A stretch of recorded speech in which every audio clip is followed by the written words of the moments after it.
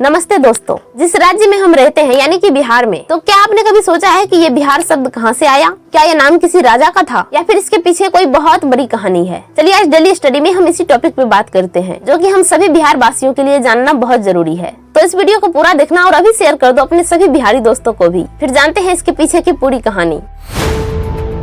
आज से करीब 2500 साल पहले ये धरती यानी कि हमारा बिहार दुनिया भर में बौद्ध भिक्षुओं और विद्वानों का केंद्र था, ये तो हम सभी जानते हैं। और संस्कृत एंड पाली भाषा में एक वर्ड है बिहार, जिसका अर्थ होता है बौद्ध भिक्षुओं के रहने का जगह, या फिर उसे मठ भी कहा जाता था। और प्राचीन काल में यहाँ इतने ज्यादा बौद्ध विहार थे, जैसे नालंदा, विक्रमशिला, कि दूर दूर से आने वाले लोग इस पूरे क्षेत्र को विहारों की भूमि कहने लगे। लेकिन धीरे धीरे समय और भाषा के बदलाव के कारण व का उच्चारण हो गया ब और विहार बन गया हमारा बिहार। अब अगर थोड़ी इतिहास की बातें करें तो 13वीं सदी के एक प्रसिद्ध लेखक मिन्हाज-ए-सिराज ने अपनी किताब तबकात-ए-नासरी में पहली बार इस क्षेत्र को बिहार के नाम से पुकारा था। और उसने ओदंतपुरी, जो आज का बिहार शरीफ है, उसके भव्य बौद्ध मठों को देखकर ये नाम चुना था। और बाद में मुगल बादशाह अकबर ने 1576 में इसे एक अलग सूबा यानी कि प्रांत घोषित कर दिया, जिससे ये नाम अब आधिकारिक रूप से दुनिया के नक्शे पर सामने आया। तो दोस्तों याद रखना, बिहार का मतलब वो स्थान जहाँ ज्ञान और शांति का निवास हो, जो हर भारतीय का सिर गर्व से ऊंचा कर देगी। जी हाँ, ये वो धरती है जहाँ से नालंदा और विक्रमशिला जैसे विश्वविद्यालयों ने पूरी दुनिया को पढ़ाया। यहाँ की मिट्टी में भगवान बुद्ध को ज्ञान मिला और भगवान महावीर स्वामी का जन्म हुआ। इतना ही नहीं, चंद्रगुप्त मौर्य और सम्राट अशोक जैसे राजाओं ने यहीं से अखंड भारत की नींव रखी। आज भी भारत का सबसे कठिन यूपीएससी एग्जाम हो या फिर देश चलाने वाले अफसर हो, बिहार की प्रतिभा हर जगह चमक रही है। चाहे मधुबनी पेंटिंग की खूबसूरती हो, भागलपुरी सिल्क का चमक हो, या फिर हमारे लिट्टी चोखे, ठेकवे, मखाना, या फिर बेमिसाल लीची की स्वाद हो, जो हर जुबान पे बिहार शब्द ला देता है। हमारा बिहार सिर्फ एक राज्य नहीं, इमोशन है। ये मेहनत करने वालों की धरती है। यहाँ गंगा की लहरों में भक्ति और छठी मैया के गीतों में हमारी आत्मा बसती है।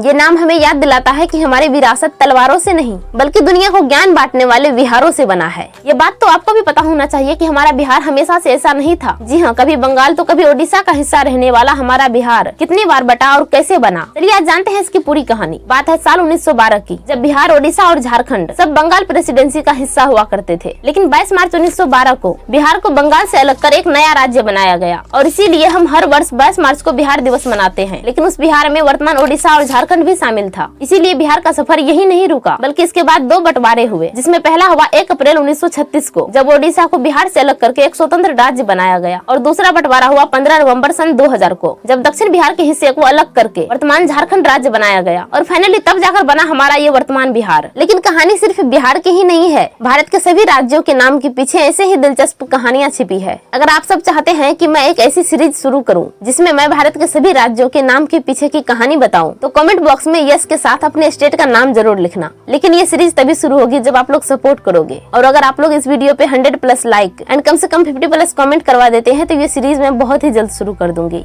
क्योंकि दोस्तों वीडियो बनने में बहुत मेहनत लगती है। अगर आप लोग सपोर्ट नहीं करेंगे तो फिर कैसे होगा। इसीलिए वीडियो को अधिक से अधिक शेयर कीजिए, लाइक कीजिए, और वीडियो कैसी लगती है कमेंट में जरूर बताइए। चलिए मिलते हैं अगले वीडियो में, तब तक के लिए आप सबको धन्यवाद।